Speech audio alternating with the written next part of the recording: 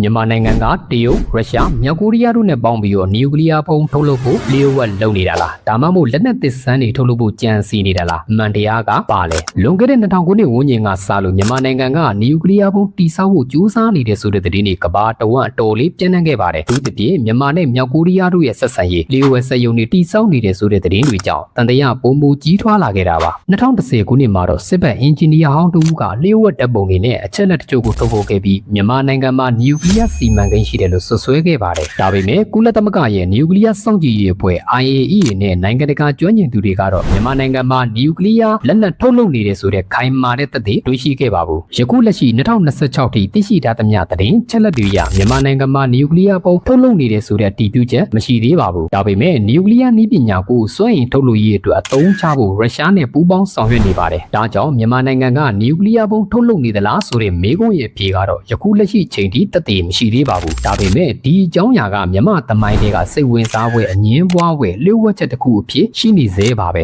စောင့်ကြည့်ရမယ့်အနေအထားဖြစ်တာမို့သင်ရောမြန်မာနိုင်ငံကအရင်ကနျူကလ িয়ার စီမံကိန်းရှိခဲ့တယ်လို့ထင်ပါသလားကွန်မန့်မှာရေးပေးခဲ့ပါ